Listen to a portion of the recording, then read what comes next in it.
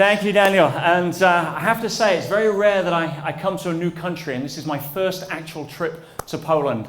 And there's a lot of things that I took out of my trip so far, and you have many different words for vodka. And it's been a fun time. I'm leaving tomorrow, but I'm hoping tonight I'm going to see a little bit more of Krakow. And the welcome and the reception I've had so far has been fantastic, so thank you for that. I'd also like to thank Mick for a fabulous presentation. And I took a lot out of that. Several of the things that was covered, I'm going to be recovering from a slightly different perspective. One of the biggest things I took out of that is that your Polish is far better than mine. So this will be in English.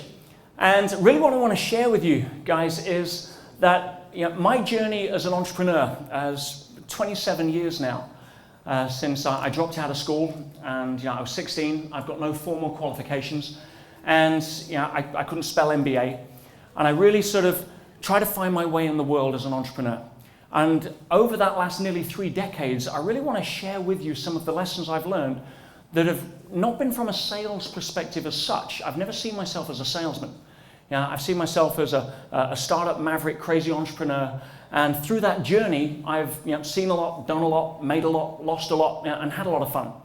And 22, 23 companies, somewhere around there. Some have been very successful, some have made millions, some have lost millions, some have been dramatic failures and wiped me out completely.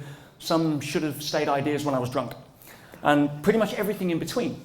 And through that journey, one thing is in common. And that is that if sales don't take place, business does not happen. We went through the sort of early 2000s of the dot-com industry where everything was all about valuations, but nothing actually transacted, and we all know what happened. And for me, my journey really started with a little different understanding of sales. I'll share it with you. I'd left my dad. My dad owned a scrapyard, like a junkyard, where cars go at the end of their life. And I worked for him for a very short while. And out of that, I learned a really important lesson, which some of you may share. Never work for your parents because they don't pay you enough. I was earning like $40 a week. And I remember I turned around to my dad one day and I said, "Hey, Dad, I'm leaving at the end of the week." He said, "Well, what are you doing, son?" I said, "Well, I don't really know. But I have a belief, which I still have to this day, which says if you jump in the deep end, you can only swim." And so I left and he paid me my last £40. And I remember I paid my mum £20, or £10 board. I paid my mate £10 that I owed him, and I had my last £20 in my hand, wondering what I was going to do. And so I decided my first business was going to be selling kids' toys in England on something that we call a car boot sale, or in America they call it a flea market. And I had a little Mini at the time, and this is in the days before Minis were cool. And I'm 6'3", I'm nearly 2 meters. I don't fit in a Mini. You've got to take the front seat out so you can sit in the back and drive. And so I remember going into a wholesaler's, and I was walking up and down the aisles. I sort of blagged my way in, and they said, "Excuse me, sir, do you have an account?" I'm like, "No." He says, "Well, you need an account, and you need to be trained, and you need to have a license." And I'm like, "Well, I'm a market trader. I specialize in toys, and I have stalls at all of these expensive markets that I was quoting." And I said, "I've been using so-and-so." And I mentioned his competitor in the yellow pages. Next one. And I said, "But somebody recommended you, and I thought I'd come because I have big plans, and we're selling so many toys." And I was 17 years old, and I was telling the truth in advance. That was the way I framed it. I've had a slight value shift since then. But I remember I bought £15 worth of toys, and I drove to a car boot sale. I drove to a field in the middle of England, and I pulled up, and the charge was £5, and I wound the window down, and I took my last £5, and I handed it through the window and wondered if I'd ever see it again. My first real entrepreneurial gamble. And I pulled up in the field, and I remember I put a blanket on the floor. Everybody else had a little table, but I couldn't afford a table, and my mum had given me a blanket. So I put my toys down, and I started trying to sell my toys. And I sold my £15 worth of toys at the end of the day for £30. And I went back the next week, and I bought £25 worth of toys, £5 through the window, and then I sold my toys for £50. And I built up and up over about 6 weeks until I got enough to cover a market stall. And then I started doing Sunday markets and toy parties and all different types of things. And I remember, I left my dad, it was June, and by October, I'd made my first 1,000. And I was so excited. Not because of the money, but because I'd actually made it and not earned it. There was a big difference. But one of the reasons I was able to do that is because I noticed something very early on. It's the first lesson in sales I want to share with you. And that is this. If I would go to a market store and I would stand there trying to sell, if I was in a great mood, if I was in a good state, if I had my shit together, I would sell more toys. If I didn't, I wouldn't. And I thought, hang on a bit, how can that be right? Because it's the same toys at the same price to the same demographic. And it happened every single time. And I started to understand a big lesson I want to share with you, and that is this. People buy people before they buy your products, ideas, and concepts. I'll say it again.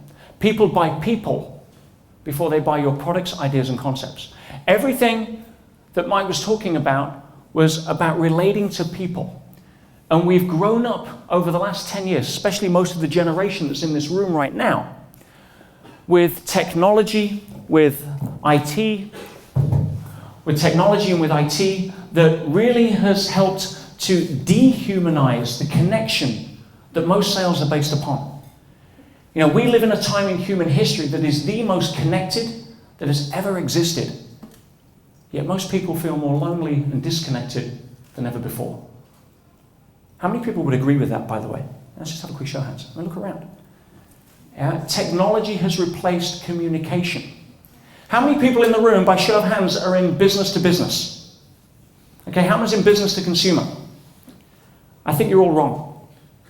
And I'm going to invite you to reconsider your label that you wear, because sometimes it's the labels itself that stop us from seeing the obvious, or what one of my friends calls the elusive obvious.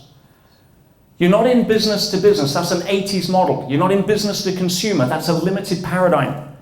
You're in the business of human to human. And when we understand that, we can start to really see where the genesis of sales comes from. You see, I've built many businesses over the years, let's say some successful, some majestic failures, but the ones that were most successful weren't focused on trying to compete on price, or bells and whistles, or who had the most functionality or user interface. I'll show you an example. I set up a chain of health clubs, gyms and spas, back in 2002, 2003. And I couldn't compete with the big names. The Fitness First, 24-hour fitness, the big David Lloyds that we had in England at the time. These guys would spend $1 million refitting a club so that they could try to sell more memberships because they had a bigger jacuzzi. That was kind of their model. And I couldn't compete. I was bootstrapping, and we're trying to make things happen. We're cutting budgets and looking at ways, but I didn't want to compete on budget. You should never compete on budget. You compete on value. And value is human to human, not how many treadmills you have or how many jets in your jacuzzi. So we started something which I called a raving fan policy. Because the number one lesson I've learned in sales, my friends, is it's not your social media campaign. It's how you use it in order to turn your best customers into your best sales force. And the companies that know how to do that don't have to worry about competition. They don't have to worry about if you've got a bigger marketing budget than them or not. Instead, they can compete at a different level. And I've got great news for you. Krakow is such an entrepreneurial place. I've been so impressed with the entrepreneurial spirit here. We're in the same tribe. But the entrepreneurs, the crazy people, the mold breakers, the misfits, the people that break all the rules are the ones that can see ahead of the curve, break the paradigm. And it's really the entrepreneurs that can understand that when we make somebody feel different, then we've got a relationship. Not that we can successfully sell a product. And so, as an entrepreneur, my role was to create raving fans. Sales will take care of themselves. So, how do we do that? Well, I'll give you several examples. In the health club business, which was called Energy, Health and Fitness, which today has 110 health clubs around the world now. And at Energy, I had £500 as a fixed budget that I gave the staff in every single health club. And we put that in the safe. And the rule was this: every single person that works in that health club, from the gym manager to the girl who sweeps the aerobic studio at night, has permission, without authority, to request up to £50 a time solving guest problems. And we started running competitions to get the best stories. Because when people finally got that, we can actually hunt for opportunities to make connections, hunt for opportunities to impress. Like the person sitting on Virgin's Twitter, hunting for an opportunity to get 40 articles written about them just by responding to one tweet. Now that's the modern world. It's a lot faster than it was back in 2002 when I was building energy. But what do we do? So, customer pulls up. He walks into the health club and he's on his cell phone and he's complaining. Complaining to his friend that he's got a flat tire on his car. Now the receptionist is trained to hunt for opportunities to impress. And so what she does is she listens, a skill that many people have forgotten. So many people, even in customer service these days, don't listen, they wait to talk. How many people have experienced somebody on the other end of the phone that's just waiting to talk? Yeah? How does it make you feel? So she listens. Opportunity. About an hour later, the guy finishes his workout. He comes downstairs. And she says, "Oh, Mr. Johnson, yes, I couldn't help but overhear when you came in that you were complaining about a flat tire on your car." "Oh, yeah, I know, son of a bitch. I've got to go get it fixed. I'm going to call a friend." She says, "Oh, no. I went out and had a look. And I saw the car, I saw the tire. It was flat. There was a nail in the tire. It's our parking lot, therefore it's our nail. Therefore I took responsibility. So I called a mobile tire repair firm. They've come in, they've changed your tire. It's all fixed. They're just washing it. If you can wait 2 more minutes, it'll be ready." What's the word we're looking for? Wow. Now, question. Basic question. If Fitness First opens up a club next door and they have a bigger jacuzzi, is he leaving? No. If they try to compete by doing a special deal on membership that happens to be $20 cheaper that month, is he leaving? No. Right? And we competed at that level. Yeah? In the second year of operation, we won 3 Flame Awards, which is like the Oscars for the health industry. And the other health clubs who were bigger and dominating the industry couldn't understand. Because they're not competing at the level that I'm inviting you guys to compete at. Now, in today's world, it's way too easy to hide behind tools, electronic tools, mass media tools, mass communication tools. But unless you keep that level of personal connection, human to human, people by people, I've got news for you. You're going to be lost in the crowd. And you're going to be hoping that you outmarket your competition through clever taglines and more increased budget and more traffic. And it's not going to happen. So there's a famous study at Harvard where a professor turns around and he says to his class, entrepreneurial class, "Right, today in class we're going to build a model of how to have the best burger joint. And what I want to do is I want to hear from everybody. If you could control one thing that would make your burger joint successful, what would it be? What's the number one thing that you would want that you could control to make your business, your burger joint successful?" And he went around the room. Now, let me ask you guys. Let's throw it out there. Give me some suggestions. If you were starting a burger joint, what would you say? Customer acquisition cost. Customer acquisition cost. Thank you, Tom. That's a very digital answer. Yeah? Customer, and it's important. Yeah? Customer acquisition cost. What else would you want? What do you think is the most important ingredient in a successful burger bar? Come on, guys at the back. Customers. Hunger. Customers' hunger. Say again? The burger. Yeah? So I could ask that question for all of these people in the room, probably get different answers because we all have different models of the world. Right? And he had many different answers. Well, it didn't have to be the best tasting burger. It didn't have to be the best location. The price point would have to be competitive. The ingredients would have to be organic. And all of these different things. And he said, no. The number one ingredient for a successful burger joint, and Conrad hit it right on the head, is a starving crowd. Now, I got news for you guys, and please listen carefully. Today's crowd is not starving. They are obese. They have more choice to go to more places with more technology, more bells and whistles, more cheap price points, more anything you could name. There is no starving crowd anymore. For every startup in one particular industry, there's 10 startups the next day. Am I right? No starving crowd. So how do you compete? Very simple. If you really want sales to generate the kind of revenues that stop you from going home, like I've done on several of my businesses, and close the door for the last time, then what you really need to do is to turn your customers into your best sales force. You'll get the best ROI, you'll get the best longevity, and if you can do that by reaching out and touching them, not here. Every person in this room is predominantly trained through traditional education to be very heavily reliant on which side of the brain, left or right? Left. Which side? Left. Left brain, that's traditional education. Why? Because it can be measured. You take a test at school and you score 75%, which is more than I used to score. And guess what? I can measure that. I can tick the box and I know where to pigeonhole you, and my educational institution can be ranked according to where my students fit.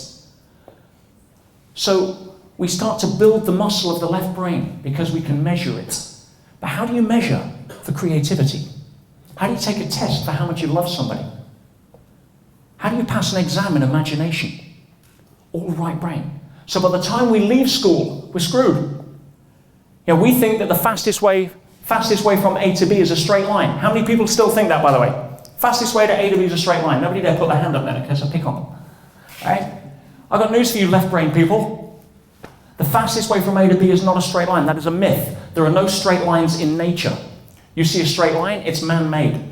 If you think the fastest way from A to B is a straight line, either keep the strategy you've got right now to try and hit your goals, which I can guarantee is hitting obstacles, or an easier test is this. Next time you open your front door and you want to go to work, try doing it in a straight line. Now, can it be done? Well, maybe with a drill or a JCB or some plastic explosive, right? Or an underwater car. Maybe. But no, the fastest way to get to work is to go, and it's north, is probably to head south on your local road so you can turn east, so you can get onto the highway, so you can bend right. That's the fastest way, is it not? But no, we want to carve through.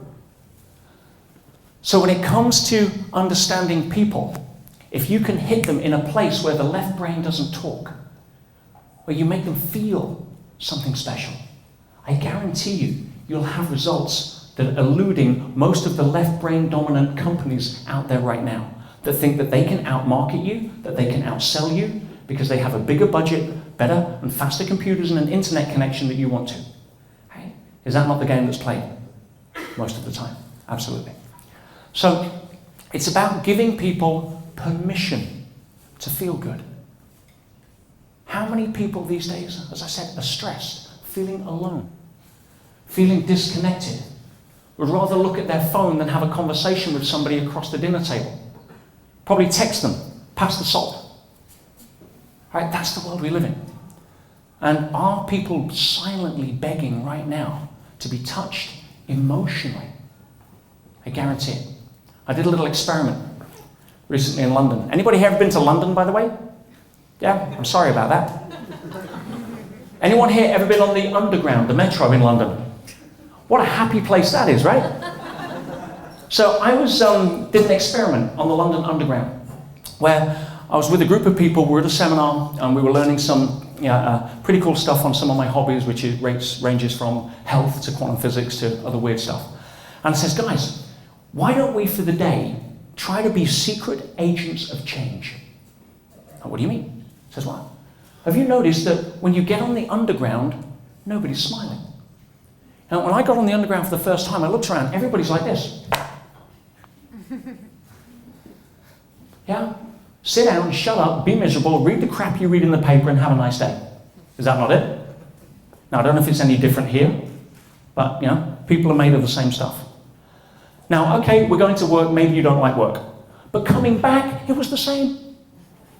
At least be happy you're leaving work. No, sit down, shut up, read the crap you read in the papers, don't look at anybody, keep yourself to yourself, have a nice day. So I said, what we need to do is this. We need to change that. So here's my proposal. And my proposal was tomorrow morning, which happened to be a Monday, at 9 o'clock, Monday morning, central London, rush hour, we get on one of the carriages and we see if we can get everybody singing, always look on the bright side of life.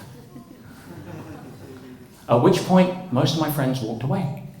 But a few stayed. And the next morning, we met up at 9 o'clock outside Tottenham Court Road. And I said, right guys, here's what we're going to do. Yeah, we're going to go down the stairs, we're going to get on the carriage, we're going to spread ourselves out and infiltrate. And we don't know each other. And I'm going to stand up and I'm going to try and get everybody's attention. I'm going to enroll and start singing. And I want one of you to join in, then two, then three, then four, and see if we can use the momentum principle to get more people engaged. And I said, we've got a couple of outcomes here. One is to have fun. Well, actually, one is not to get arrested, right? But one is to have fun. But the second outcome is, if we can make one person smile going to work on a Monday morning that wasn't smiling when they got on, mission accomplished. How many times do you set a goal to make your customers smile rather than make them click something that you think makes them validate that they like your product? So anyway, 9 o'clock comes, we go down the stairs. Everybody's nervous. The train pulls in. This is 9 o'clock Monday morning, rush hour. 1,000 people get off, 1,000 people get on. And we infiltrate amongst the carriage. Doors close, train starts to move. I stand up and I say, excuse me. I was like, what? It's like madman on the tube. I've gone. And I took my wallet out and I had a yellow post-it note cut into a circle with a smiley face. I've gone, official London Underground, smile please. It has now been made illegal to travel to work on a Monday morning without smiling to at least 2 other people. And to prevent you all from being arrested, I think what has to happen is you need to all change your state, and I think you need to always look on the bright side of life. Anyway, so I start singing. One of the plants starts singing, then number 2, then number 3. And I've got, if life seems jolly rotten, there's something you've forgotten, and that's to smile and laugh and dance and sing. When you're sitting on the tube, don't be bloody rude. Just look around and smile now, that's the thing. All together, and boom. 5, 10, 15, 20 people all start singing. Those that aren't singing, they're tapping their feet like that. They're pacing. The other people in the carriages are looking, so what the hell's going on in there? Right? Anyway, we're hurtling down. We pull up at the next stop at Holborn, and somebody starts to clap. Everybody starts to clap, and everybody gets off the tube smiling. Now, we sort of got off. We went round the corner, and we kind of like met up again, and we high-fived. And our energy, where do you think our energy is on like 1 to 10? Like 12. We didn't know what was going to happen. We thought we'd get told to shut up or sit down or what have you. No. Now, we have to go back. Now, our energy is 12. They don't stand a chance. So we do exactly the same on the way back. And boom, as I stand here today, I promise you, every single person on the London Underground was singing, always look on the bright side of life. Now, when we pulled up, doors opened, all the smiley people got off, and we kind of went up the escalators. I can even hear somebody whistling the tune as I'm going up the escalators. And we get round the corner and we're all excited. And as I stopped to have a think, I thought, hang on, what just happened? What actually just happened? Was it a sort of a silly high energy prank or goofing around? No. Why did it have that response? And it was simple. For the first time in probably as long as they can remember going to work, they'd actually been given permission to feel good. People are silently begging to be given permission to feel good in a world that is so dominated by media and things like CNN. Anyone ever seen CNN? Constant negative news? Right? Or in Britain we have something called Good Morning TV or GMTV. I think it stands for Get Me the Valium. Right? That's the media. Don't get me started on the media, I'll be here all night. Right? But your customers are living in that world where everybody else is either trying to take something from them, or convince them it's a better decision, and nobody's really reaching out saying, you know something? Always look on the bright side of life. You have permission to feel good. Joy is a natural state, and if you can really speak to people at that point, I don't care what software you use, I don't care what phone you have, I don't care your marketing budget. You'll have customers as your best friends and most loyal clients for life. Thank you.